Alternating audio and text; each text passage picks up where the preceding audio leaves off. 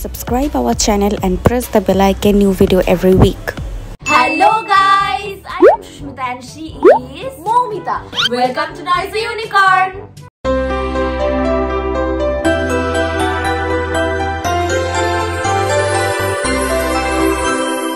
আজ আমরা যে ভিডিওটা করতে চলেছি সেটা একটু ডিফারেন্ট ভিডিও।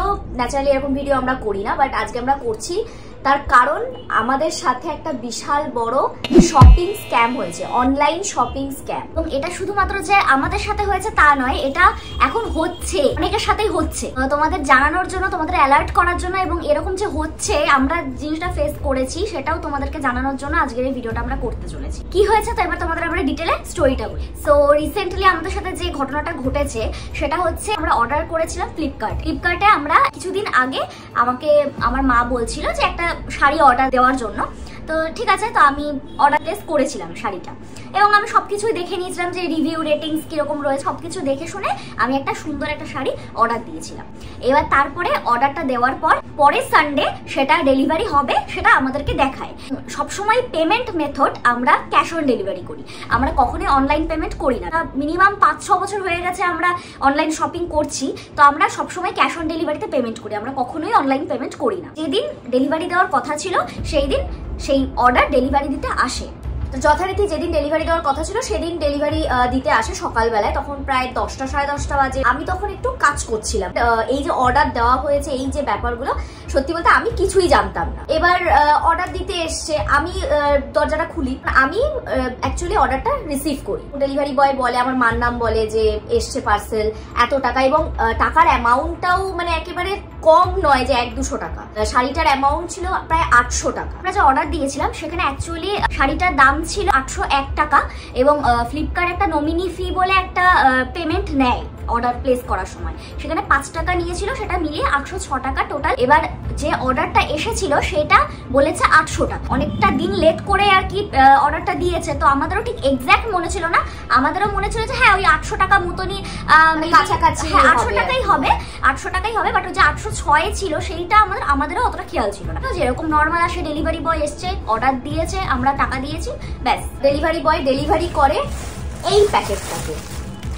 এইটা তোমরা যারা ফ্লিপকার্ট থেকে নাও জিনিসপত্র কেনাকাটি করো তারা খুব ভালো করে জানো যে this is not a packaging of Flipkart. এটা ফ্লিপকার্টের প্যাকেজিং নয়। মানে আমি জানি না সামহাও, কারণ অনেক বছর ধরে ফ্লিপকার্টে জিনিসপত্র নিচ্ছে, আমিও চিনি ফ্লিপকার্টের প্যাকেট, কিন্তু আমি জানি না সামহাও, মানে ওই দিন না জিনিসটা আমার মাথায় স্ট্রাইক করেনি। মা টাকাটা দিয়ে দেয়, লোকটা নিয়ে চলে যায়। এই প্যাকেজিং এর ওপরে এখানে আমার মার নাম এবং আমাদের অ্যাড্রেস সমস্ত কিছু রয়েছে, মানে ইন ডিটেইল।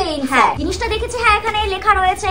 প্যাকেজিং অতটা আমরা সেই মোমেন্টের জন্য খেয়াল করি, এখানে অ্যামাউন্ট লেখা রয়েছে যেটা কখনোই লেখা থাকে না। এবার শাড়িটা ডেলিভারি নেওয়ার পর আমার মা যখন প্যাকেটটা ওপেন করে তখন এই শাড়িটা পায়, এবং ন্যাচারালি আমার মা বলে যে এই শাড়িটা তো আমি অর্ডার করিনি, আমি তো অন্য একটা শাড়ি অর্ডার করেছি। যখন আমার মা এই কথাটা বলে তখন ব্যাপারটা আমার মাথায় স্ট্রাইক করে। যখন বিপদ আসার তখন মানুষের মাথাও কাজ করে না, মানে ব্যাপারটা আই থিঙ্ক আমার সেরকমই হয়ে গেছে। বা আরেকটা প্রবাদ আছে না, চোর পালালে বুদ্ধি, হ্যাঁ সেইটা তো সেরকম কিছু। মানে ও যখন মা যখন খুলে দেখেছে তখন অলরেডি লোকটা টাকা নিয়ে চলে গেছে। আমি তখন ফোন নিয়ে যেখানে যে ফোনে আর কি অর্ডার দেওয়া ছিল সেখানে গিয়ে আমি চেক করছি, যে তখন শো করছে যে প্রোডাক্টটা আউট অফ ডেলিভারি হয়েছে, কিন্তু ডেলিভার্ড দেখাচ্ছে না। ডেলিভারি বয় ডেলিভারি করতে আসছে, তার একটা নাম্বার, কন্ট্যাক্ট নাম্বার দেওয়া থাকে, সেইটা শো করছে। তো আমি সেখানে কল করি ইনস্ট্যান্ট। ডেলিভারি বয়কে আমি এটা কল করে জিজ্ঞেস করি যে আপনি কি একটু আগে এলেন? তখন ডেলিভারি বয় আমাকে বলে যে কোন অ্যাড্রেস থেকে বলছেন? তো আমি অ্যাড্রেসটা বলি আমার। তখন ডেলিভারি বয় বলে যে না, আমি তো এখন ওই অ্যাড্রেসে যাইনি।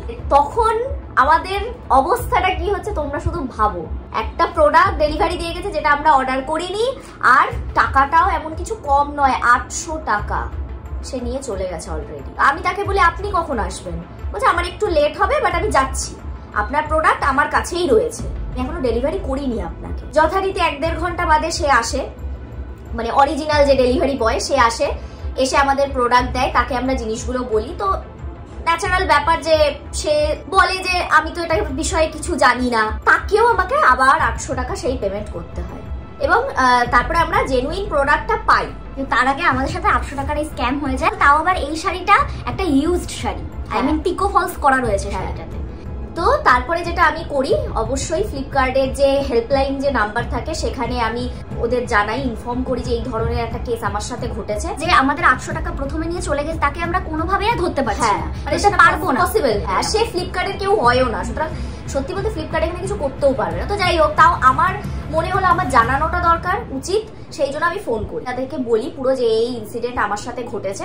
তখন তারা আমাকে যেটা বলে যে ম্যাম এটা আমাদের ফ্লিপকার্টের তরফ থেকে কোনো ভুল নয়, সো এটা ন্যাচারাল ব্যাপার, এটাতে আমি ফ্লিপকার্টকে দোষ দিচ্ছি না, ফ্লিপকার্ট ব্র্যান্ডের কোনো ভুল নয়, বলে যে এটা আমাদের কোনো দোষ নয়, সুতরাং আমি কোনোভাবে আপনাকে হেল্প করতে এটাতে পারবো না। যদি এটা আমার ব্র্যান্ডের তরফ থেকে কোনো ভুল হতো তাহলে ডেফিনেটলি আমি আপনাকে হেল্প করতাম, বাট ইনফরমেশনটা আপনি আমাদের দিয়েছেন, এটা মানে খুবই ভালো কাজ করেছেন, এটা আমাদের জানা থাকলো। আমাদের যেটা বলে, যেটা আমি তোমাদেরও জানাতে চাই, ইন ফিউচার তোমরা যখন এরকম ভাবে ডেলিভারি নেবে তখন যে জিনিসটা চেক করে নেবে, তোমাদের অর্ডার দেওয়ার পর একটা দেখবে অর্ডার আইডি থাকে, সেই আইডিটার সাথে যখন প্রোডাক্টটা ডেলিভারি হচ্ছে সেই ডেলিভারি প্রোডাক্টের ওপর যে স্টিকারটা লাগানো থাকে সেখানের অর্ডার আইডিটা একবার চেক করে নেবে, এটা আমাকে উনি ইনফর্ম করেন। হতে পারে তোমাদের মধ্যে অনেকেই সেটা জানো, আমি জানতাম না, তো যারা জানো না তাদের উদ্দেশ্যে আমি এই জিনিসটা বললাম, সেটা সব সময়তেই চেক করে নেবে, কারণ উনি যেটা বললেন ওইটা ন্যাচারালি কপি করাটা মানে ইজি নয়। সবকিছুর পর আমাদের যেটা গেসিং, আমরা সেটাই তোমাদের বলতে চাই যে এটা সম্পূর্ণই আমাদের গেসিং, আমরা এখানে কাউকে দোষ দিচ্ছি না বা আমরা কারোর উপর ব্লেম করছি, ব্র্যান্ডের উপর তো আমরা ব্লেম করছি না। বলতে চাই সেটা হচ্ছে মেবি আমাদের যেটা মনে হয় সেটা হচ্ছে এই স্ক্যামটা ফ্লিপকার্টে যে ডেলিভারি বয়রা থাকে তারাই করেছে, বিকজ আমাদের মনে হয় এটা, বিকজ এই যে প্যাকেটের ওপর যে নাম ঠিকানাটা রয়েছে সেটা কি করে কোনো আউটসাইডার পেতে পারে?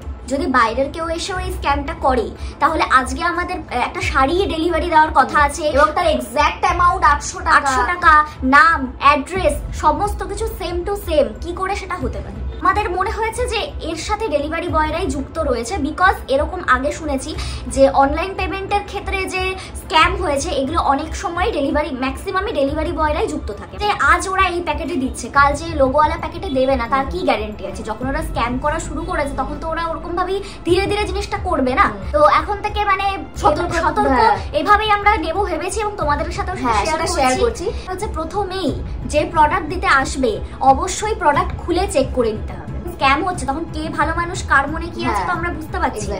এবার সেক্ষেত্রে ডেলিভারি দিতে আসলে আমরা তো এটাই ভেবেছি যে সবসময় যা অর্ডার দেবো সেটা সবসময় চেক করে নেবো যে সেই সেম প্রোডাক্টে এসেছে কিনা। সেকেন্ড, সেটা হচ্ছে প্যাকেজিংটাও একটু ভালো করে নোটিস করে দেখতে হবে, এটা আমরাও করবো ভেবেছি, তোমরাও অবশ্যই সেটা করো।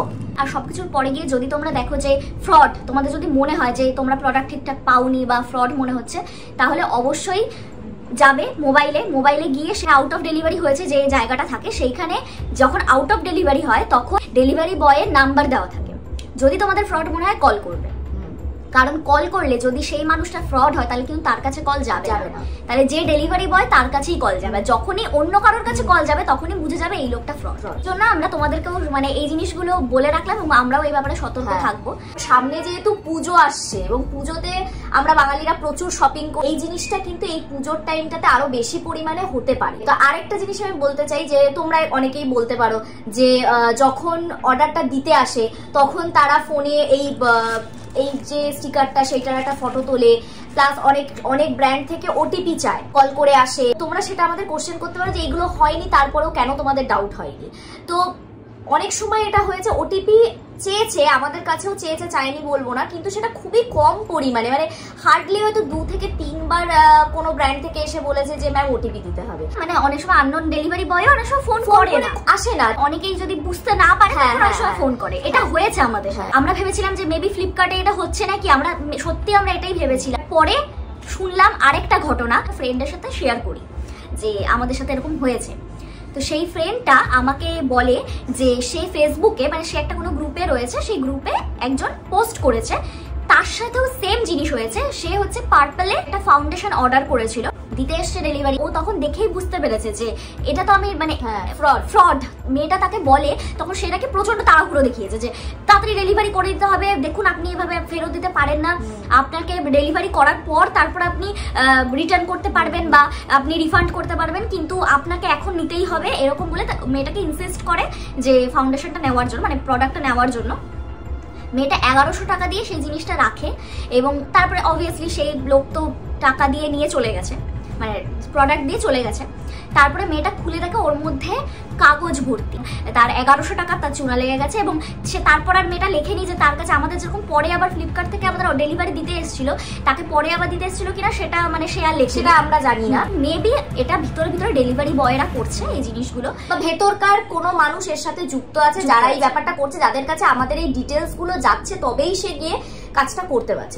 অনলাইন শপিং করো, অবশ্যই করো, আবারও বলছি, কিন্তু সতর্কতার সাথে। ওকে, তো তোমাদের যদি আজকের আমাদের ভিডিওটা ভালো লেগে থাকে তাহলে please like, comment, share and please subscribe our channel. আর তার সাথে পাশে যে বেল আইকনটা আছে ওটা অবশ্যই প্রেস করে দেবে, তাহলে যখনই আমরা ভিডিও আপলোড করবো নোটিফিকেশন অটোমেটিক তোমাদের কাছে চলে যাবে। সো দেখা হচ্ছে নেক্সট ভিডিওতে। Keep watching, bye. Thanks for watching. Please subscribe our channel and check out our others video.